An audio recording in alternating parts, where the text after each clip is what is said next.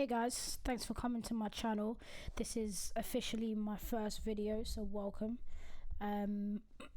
Today basically I've been working on a track that I'm working on for myself and a friend, and over the last couple of days, as I get a bit more granular with the stuff that I do in terms of making music, I find that being organized is super key.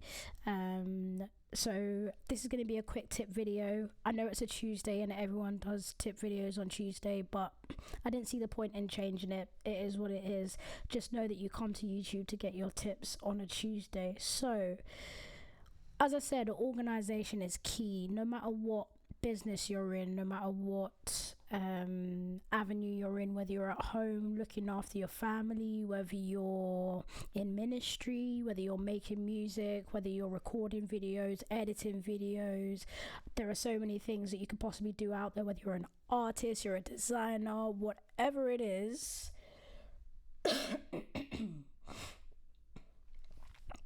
organization is key. So when you're looking at organization, one of the things that you always want to look for is a way to improve your workflow.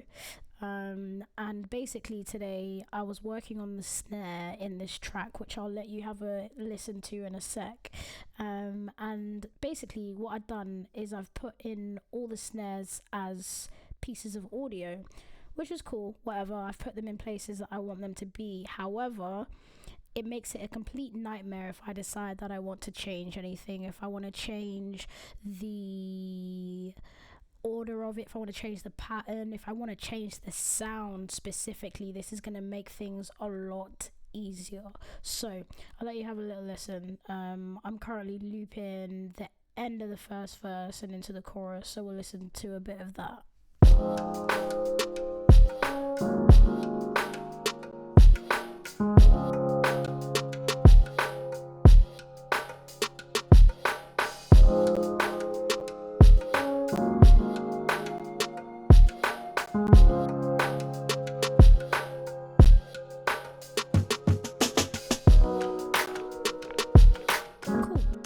So just a quick mention, one of the other things I need to learn to do is bounce down my audio. Logic makes it super easy, but Ableton I'm gonna have to work to do it, but I digress. Let's get into this. So in order to get these things organized, excuse any popping and stuff like that. I've tried to turn off any devices that I'm currently not using, because it is a little bit annoying. Let's try this. I can't think of anything else I can turn off. I'm using the flute doesn't matter. So let's just loop this bit and turn off everything I'm not using. So I'll turn the flute off.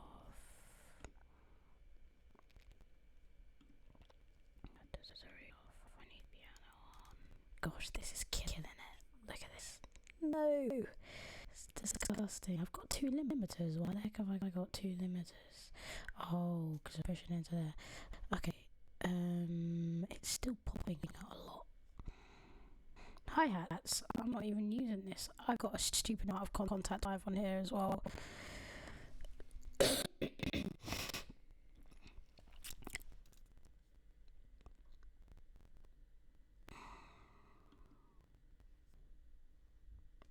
My voice, but listen, it's annoying.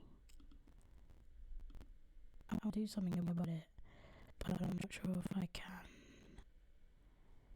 Man, that's annoying. There's nothing else I open though. There's nothing for me to quit.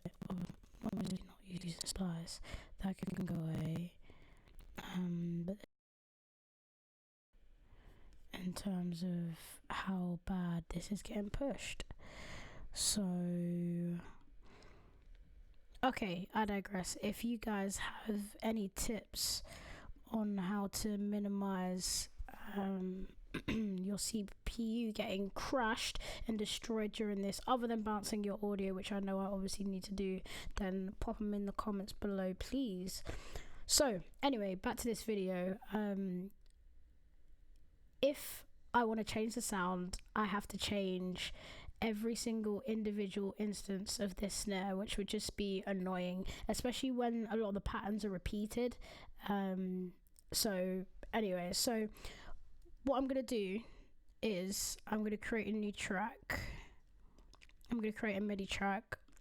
I'm gonna pop it next to the snare. I'm gonna pop an instance of Simpler onto that track. Next, I'm going to have a look at the pattern that I've already got and basically identify the different ones. Essentially in this track, I've only got 2 different patterns in this section anyway. I may work on it later, but this is going to make that easier. So let's consolidate this, Command J, and I'm going to call this pattern 1. Now this bit, in terms of naming, you don't have to do it. I'm just doing it to make my life easier. My second pattern is over here, so I'm going to consolidate that and rename that to pattern 2. Next step, underneath what I'm copying, I'm going to create myself a MIDI section. The keystrokes are in the top right if you didn't know, just to help you guys out a bit. I'm going to just pop these colors because I'm annoying. Cool. So I'm going to create both sections here.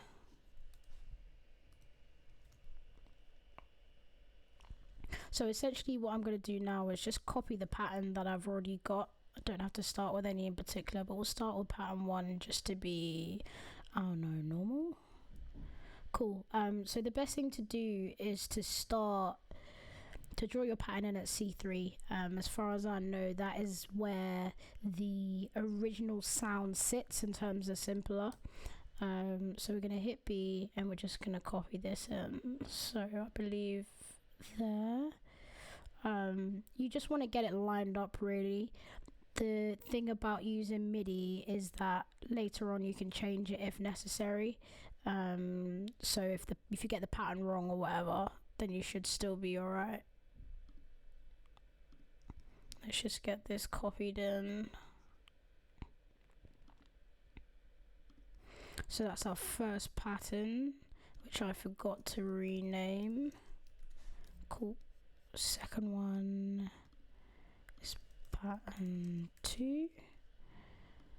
And B's already on, so we're gonna draw in again. So we're about here. Got a little bounce there.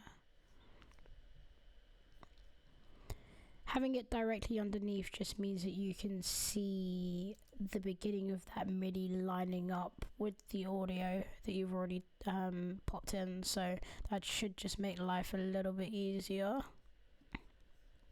So there's our 2 patterns. So all we really want to do next is grab a single instance of your snare, a good one, because I know that I've shortened a few of these. So I'm going to pick this one right here. I want to open Simpler, just drag and drop this in there. And now what we should have already, if I loop this section, let me just solo these 3.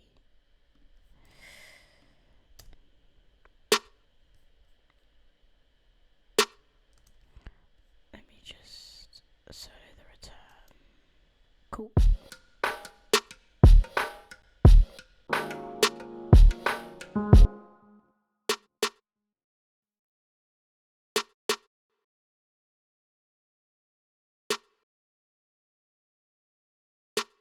Cool. So as you can see there, that now just works.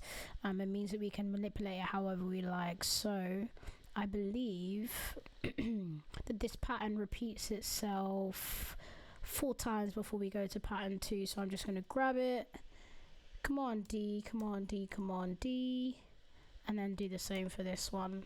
And that's basically it. The next thing you can do if necessary is just check the levels. So I'm gonna loop a small section. This section's fine. Grab the two snares together, which are here and here. Press play and just see kind of how they're coming through.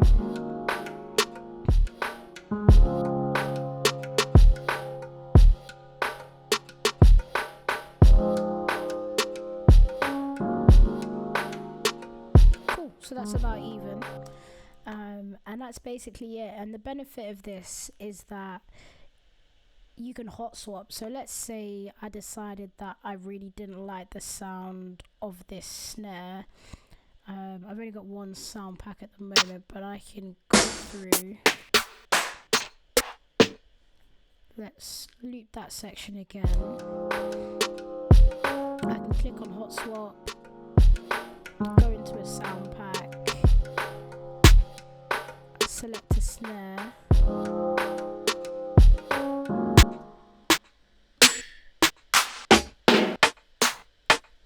Let's select that. And suddenly, I've changed the sound of my snare. No, I don't like this, so I'm gonna stick to my original one, but it means that at any time, if you need to change the pattern, if you need to change the sound, you can do just that a lot simpler than if you had it like I did, as just individual pieces of audio. So I hope that's been helpful. It's really going to improve my own workflow, so I hope that it's been something that you guys can use. If you've got any feedback, pop it in the description. Pop it in the comments below if you've got any feedback. Much appreciated. I'm working on my mixing as well, so tell me how it sounds. If this was useful to you, then give it a share, give it a like. That would be much appreciated. So thank you, and I will see you next Tuesday. This has been Lucrative. Peace out.